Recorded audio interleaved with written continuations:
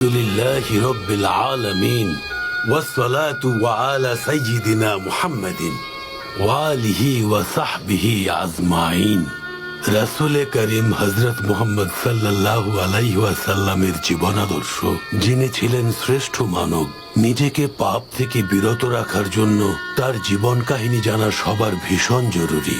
হযরত মুহাম্মদ সাল্লাল্লাহু আলাইহি ওয়াসাল্লাম ইবনে আব্দুল্লাহ ইবনে আব্দুল মুত্তালিব ইবনে হাশিম ইবনে আব্দে মানাফ ইবনে কুসাই ইবনে কিলাব ইবনে মুর্রাহ ইবনে কাব ইবনে লুই ইবনে গালিব ইবনে ফাহার ইবনে মালিক ইবনে নাদর ইবনে কিনানা থেকে শুরু করে আদনান পর্যন্ত, এবং তার অনেক বছর পর আল্লাহর প্রিয় বান্দা সাইয়্যিদিনা ইসমাইল আলাইহিস সালাম, যিনি সাইয়্যিদিনা ইব্রাহিম আলাইহিস সালামের পুত্র, তার কাছে পৌঁছায়।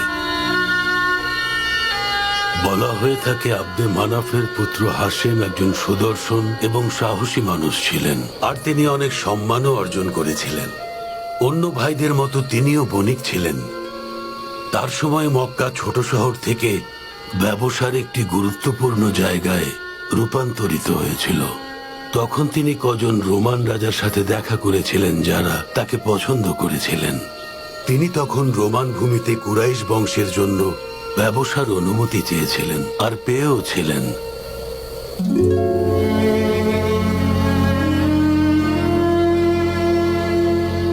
এরপর হাশিম যখন এই সুখবর নিয়ে পবিত্র মক্কায় ফিরলেন, তখন সমগ্র আরব তার প্রশংসা করেছিলেন, এবং আরবীয় নেতাদের কাছ থেকে বড় বড় সওদা নিয়ে আসাম থেকে মক্কা আসেন। কুরাইশদের দুটি ব্যবসায়িক ভ্রমণ হয়, সেই বর্ণনা পবিত্র কোরআনুল কারিমে আছে। হাশিমের ভাইয়েরাও তার পথেই হাঁটে। তারা আবিসিনিয়া থেকে শুরু করে ইয়েমেন ও আলহেরায় ব্যবসায়িক ভ্রমণ করেন। এরপর থেকে তারা বছরে দুবার ব্যবসায় বের হতেন, শীতকালে আসামে এবং গ্রীষ্মকালে ইয়েমেনে। এখানে হাশিমের একটা গল্প আছে। একজন রোমান রাজা তার সাথে নিজের কন্যার বিয়ে দেওয়ার প্রস্তাব দেন, তাই তিনি গাজ্জাহতে চলে যান এবং সেখানেই মৃত্যুবরণ করেন। তারপর থেকেই এটি গাজ্জাহ হাশিম নামে পরিচিত। হাশিমের বিয়ে হয়েছিল মক্কা শরীফে। সেখানে তার 3 পুত্র ছিল, নাদলা, আবু সাইফি এবং আসাদ। একবার তিনি ইয়াত্রিব হয়ে আসাম যাওয়ার পথে বন্ধু আমরের সাথে দেখা হয়ে যায়, যার পিতা জায়েদ ছিলেন একজন খাজরা জাতির নেতা। হাশিম তার কন্যা সালমাকে বিবাহ করেন, যার গর্ভ থেকে পুত্র সাইবার জন্ম হয়। পরে তিনি গাজ্জাতে মারা যান, যেটা আমি পূর্বেই আপনাদের বলেছি। তার মৃত্যুতে মক্কায় শোকের ছায়া নামে।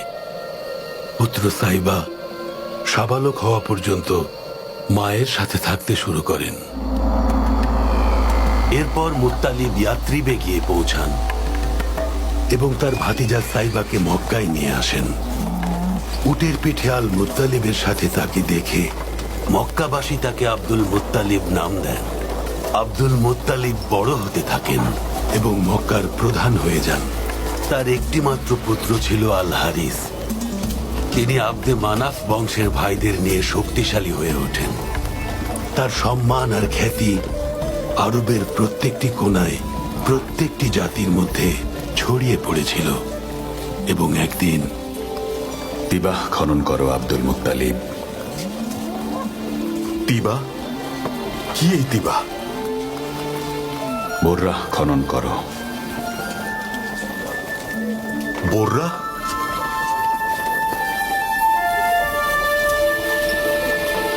আল মাদমুনা খনন করো আব্দুল মুত্তালিব।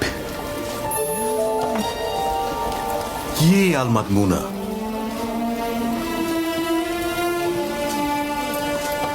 ইয়া রাব্বুল আল বাইত, এইমাত্র এটা কি শুনলাম আমি?